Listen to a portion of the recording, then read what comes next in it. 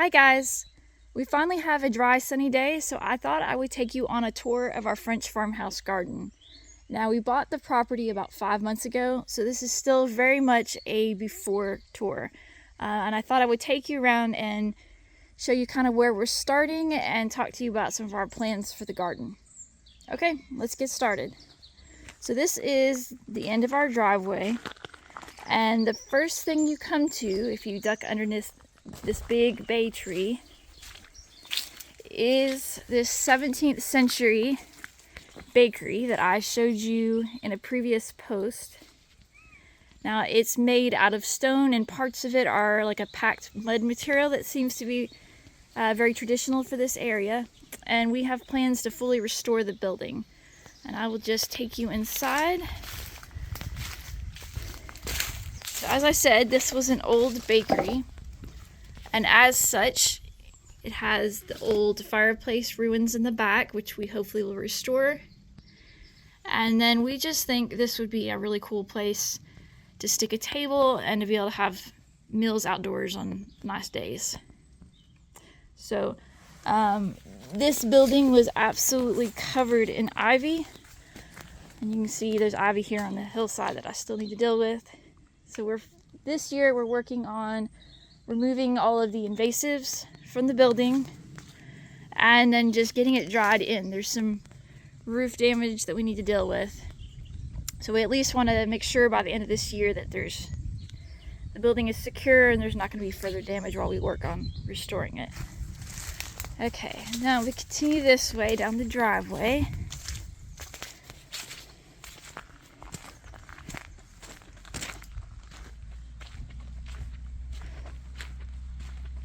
And you will see as we walk through the property quite a few trees down. Back in November, about a month after we bought the house, there was this freak storm with 100-mile-an-hour winds. They kind of referred to it as the storm of the century. And so we had a lot of trees that came down and a lot of trees that were leaning. So we have been working on taking down a lot of trees before they leaf out for the spring. So we have done a lot of the tree work, but we have not yet purchased a chipper to deal with all the branches. Okay, so more trees down over here. I think by the time we're done taking down trees, it'll be about 26 of them. We're about halfway through the project.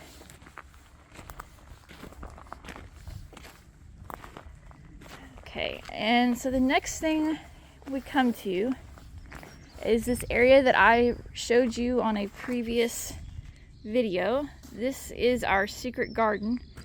Now this is an area that's behind our largest of 3 barns. And when we bought the property, it was absolutely just covered in ivy. You can see if I zoom in here, just the building is covered in ivy. The whole area behind the barn was just full of blackberry brambles. So when we started cleaning it out, we were surprised to discover that we actually had a walled garden. We did not know that there were stone walls in there at all because they were so hidden. So we have been working, I'll give you a little peek at revealing the stone walls. And I'm going to stop short of going all the way in because we've made quite a bit of progress since the last time I showed you. But we're not quite at the point where I'm ready to reveal what we've found. So keep an eye out for that soon. Alright, so outside of the secret garden again, and let me back up so you have a good view. When you come down our driveway, we have this really awesome gate. And this is one of the things that really drew me to this property when we were looking for homes online. I just kept coming back to this one because I just absolutely love this gate. So it has an entrance that's just big enough for a car, and then a second one that is big enough to walk through. And this gate is it's built between 2 of our barns. Okay, so when you go through the gate, it takes you into our courtyard. And there's the house.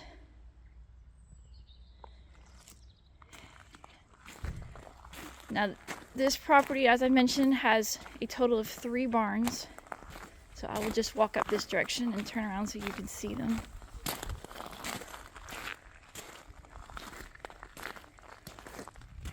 Okay, so this barn on the right is the largest barn on the property. And then there's a smaller barn that's attached to it here. And if you go to the other side of the gate, we have the 3rd barn, which has a loft space and 2 different areas, one of which we use for our wood storage. Okay, now if we walk back around the courtyard again,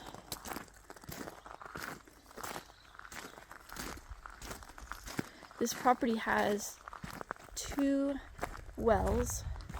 The one that I've shown you before, which is in the living room floor, and this one out here, which we actually share with the neighbor.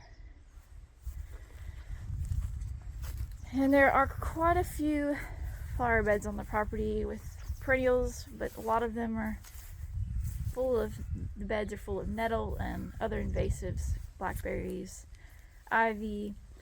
So I've got my work cut out for me just kind of neatening things up. Now I do have plans for this bed. I have purchased some hydrangeas. They really, really do well here. And so I plan to move the perennials in this bed and to fill it with the hydrangeas. And I've bought them bare root to save money. So it'll take a few years, but then they should be really nice. Okay, and then the whole front of the house has a flagstone terrace. So I will be working on finding some outdoor furniture for the space. And there are flower beds along the whole front of the house. And like I said, they are full of stuff like stinging nettle that I'm going to have to deal with. Now, if I zoom back out on the house again, all of those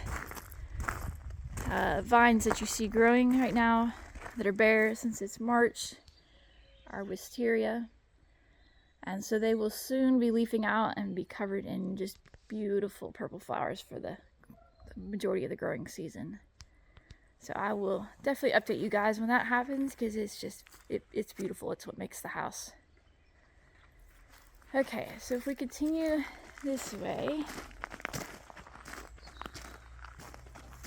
and I had mentioned that one of the things that I regretted selling when we moved here was my outdoor sectional.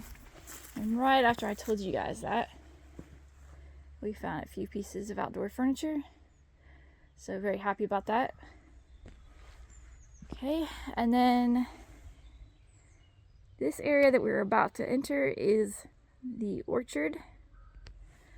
And it does have a few fruit trees now, but I plan to add quite a bit more than what we've got. So unfortunately, during that storm, so I'll show you these trees. Those are poplars. Now, what we mostly have growing in the US and call a poplar is actually a tulip poplar, which is in the magnolia family, and they are great big trees, but they're very, very well rooted and long lived. These are true poplars, and while they get long and tall, they unfortunately have very shallow roots. So when that 100-mile-an-hour storm came through, it toppled several of them, and quite a few more of them were leaning. And unfortunately, one of the ones that fell hit our fig tree, which was absolutely covered in figs at the time. And it knocked the fig tree over onto the apple tree. There's the remains of the apple tree. So it did quite a bit of damage to our little orchard. But I have been told that we have cherry trees and a plum. This is the remains of the fig. Luckily we have the start of a new one, so I don't know how many years it will take, but we will eventually have figs again. So yes, I've been told we have cherries and plums. We of course have lots of blackberries on the property. I would like to add some more apple trees back, as well as some blueberries and raspberries. They both seem to be kind of on the expensive side at the grocery store here, so I'm trying to focus on growing the things that cost us more to buy. Okay, so I will just walk you around the edge of the orchard. So there's quite a bit of cleanup work, just getting the beds back on track. I don't think the previous owners did a lot of weed eating, so it is just all of the edges of the property are just overwhelmed with blackberries and grass that hasn't been weed eated. It doesn't look like it probably here, it just looks like a big mess, but there are actually quite a few plants in this edge here that I think that they probably had professionally, like the area professionally landscaped. So I'm going to be working on removing all of the English ivy and things that are choking out the plants that we actually want to be here. So yeah, this is just an overwhelming amount of invasives to clear. You may have seen that I mentioned earlier, I have been doing a lot of controlled burns, and that has been a really effective way to kind of get these areas back under control, and I will show you an example of that in a second as we work our way around the orchard. So yeah, see, this is just another berm over here with lots of overgrowth, things that just need to be cut out, pulled out, burned out, and we are working on doing that. And then these poplars that I mentioned, we have plans on taking the rest of them out because they are taking up valuable orchard space, and as I said, we're not looking to have them come down in another storm. Okay, so we're coming up on the back side of the bakery, so it butts up to the back of the orchard, and I think this side's really cool. I just finished pulling ivy off of this side of the building, and you can see the remains of the bread oven, which is just really cool. And until recently, this is where the previous owners used to keep all of their yard clippings, and it was just a massive, like, 25-year pile. And I have just about cleared the area because this side of the bakery was just covered in ivy, and I had no way to even get to it because the pile was so big. So I've gotten the ivy mostly off the side of the building, so we have a better idea of the condition. And as I said, I've been doing controlled burns to clean up the property. So this edge of the orchard was as covered up with all the invasives as the other areas that I've shown you. But by burning out the understory, I've kind of gotten things back under control so that it'll be easier for me to maintain, but also just from a safety standpoint, not having all that understory growth is just good for fire protection. So that area looks a lot neater than it did. Oh, and then I guess I will backtrack for a minute to show you. So this is quite a lot of blackberry brambles, some intentional bushes that were planted here. And I've been told that one of these is a plum tree. But the other side of this is what I'm interested in, and probably will be one of my next projects. So if you come back down from the orchard towards the barn and the courtyard, there is a stone wall, a stone retaining wall. It runs along those bushes that I just showed you. I'll zoom out a little bit so you can see it better. And I've cleared, this was all pretty much what you're seeing, the stone now, was all pretty much hidden when we bought the property. I've cleared it to this level. But I still have a ways to go. I will probably do a controlled burn to deal with some of this, because this area here actually has the stone wall hidden behind it, and I have no idea what condition it currently is in. And this wall extends around the side of the barn. You can see there's kind of a drop from the level of the orchard back down to the courtyard. Terraced, I guess is the word I'm looking for. And I can see when I look closely that there are signs of rocks. So I think in this section it's more of a collapsed wall, but it's dry stacked, so I'm up to the challenge of figuring out how to rebuild it. But this carries around back to the driveway side. So just to give you an idea, here we are in the driveway. There's the barn that sits by itself, and we have this wall in whatever state it's in that carries around the side of that building. And you can hear all the mud. It is very, very wet right now. And back out to the courtyard. So if I can get that wall cleaned up, that would be a really nice addition, I think, to the courtyard.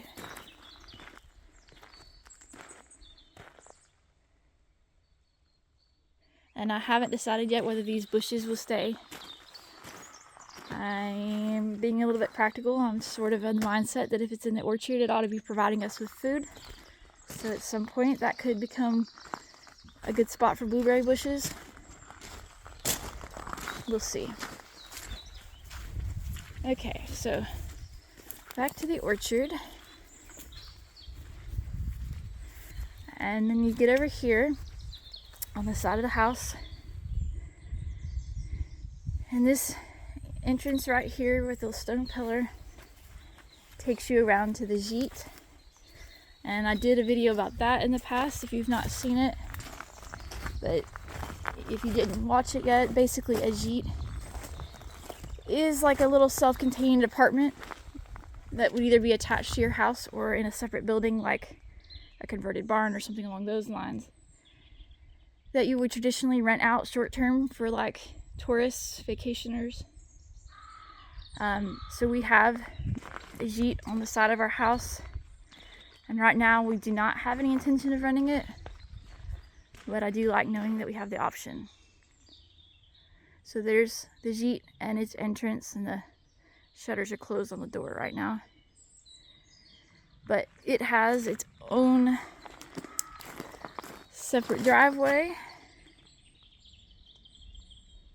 and kind of like what we've been seeing so far, if you look closely along the garden beds, what looks like an overgrown mess when you look closer has some really, really nice landscaping plants that somebody clearly spent a lot of money and time putting in. So I'm going to be trying to get all of the invasives out and kind of get it reset back to the plants that are intended to be here, because what we don't want is for the existing landscaping to get choked out and die off as a result of the invasives. As you can see, here's ivy growing up trees that it doesn't need to be there. So this is flipping around to give you a little perspective. Here's the driveway to the Gite, and you can see the driveway is bordered on both sides by a lot of plants. Mostly stuff that should be there, but quite a few things that shouldn't. So I'm doing a lot of controlled burns and hand pulling. Mostly controlled burns this time of year when we've got a lot of rain and it's safe to do that, and hand pulling the rest of the season. Okay, so we go around towards the Gite. It has its own terrace, which normally during the nice part of the year would have furniture on it. And you can see I'm also working on removing some invasives over here. We have ivy that was growing wrapped around the porch posts, the railing, and we have beautiful plants like rhododendrons next to it that I want to make sure survive, so doing what we need to do to remove the invasives. Okay, so if you continue around to the back of the house. And I will try to stand back so you can get a sense of the landscaped beds. Okay, so hopefully you can see that we have really quite a few nice plants. Things that somebody has taken the effort to put in, ferns and otherwise nice shrubs. There's a Japanese camellia that's been blooming since December. And there's all kinds of little hidden things when you start to look. Like right here is a little staircase in need of some repair that takes you up to the next level of the garden. Okay, so we'll continue around this way. So there's, at one point, the previous owners kind of dug down around the back of the house to improve drainage. So what that has left us with, for better or worse, is these kind of like steep drops from the top level, like the main level of the backyard, and down to this terrace. So what it probably really needs to have is a retaining wall built at some point, and that is not really in the budget right now. So in the meantime, we will probably work on removing these invasives and planting some things that will help with preventing erosion, maybe something that will be flowering and that will still look nice, because this right now, not looking so nice. Not the view we want from the back of the house. So this area, just to back up and show you, does have a terrace of sorts. It has a concrete floor. It would be really nice at some point to add maybe flagstone is what I'm thinking, so it would be more like the front. So I'll just back up a bit and give you an idea of what the back of the house looks like. Let's see. And it's very, very muddy up here right now.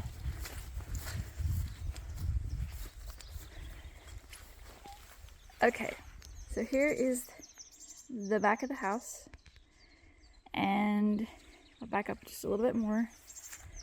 You can see there's a fairly steep incline down to the terrace. And they've not done a whole lot in terms of just some weed eating would really help, because it's a little shaggy at the moment.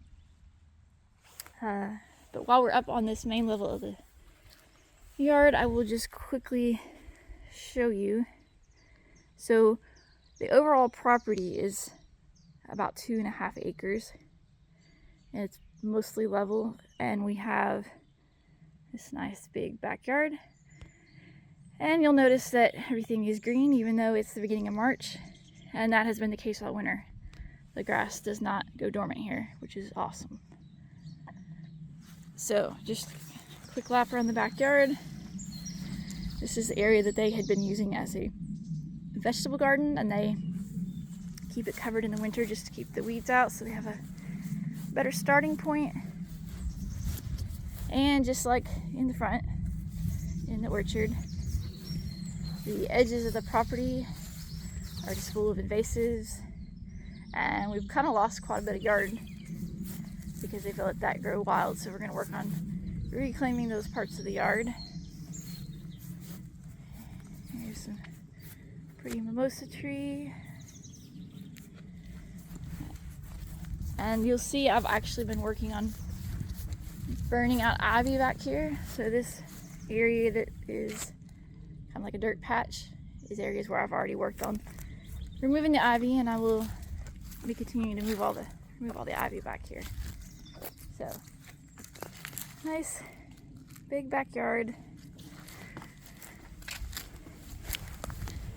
And if we go back down to the terrace level, I'll show you the last little bit.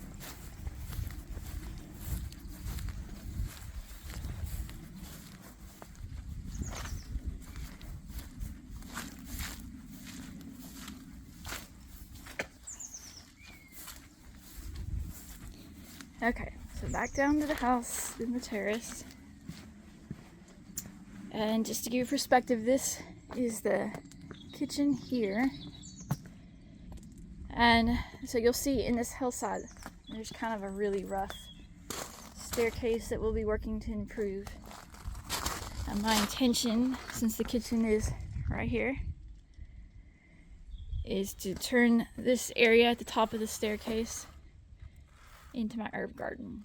So I will be working on coming up with a design. I'm kind of tempted to do something a little more like formal garden look for that. Alright, now this area I have shown you peeks of before. So this is a French lavoir. That's what this water feature here is. And back in the day, it was used to wash laundry. So before washers and dryers, this would have been like a community area to come and wash your clothes. I think we're really lucky to have it. It does currently have a leak, so I have come up with a plan for repairing it so that it will hold the amount of water that it's supposed to. And then my husband and I have been working on cleaning up this area. So it is right off the kitchen. There's a kitchen door right there. So, and this area is pretty much always shaded. So my plan is to plant some privacy plants over here. I've purchased some junipers, which are sitting over here waiting to be planted. And there was a really, really messy hedge here. We've ripped that out. And I am working on removing the plants from the hillside.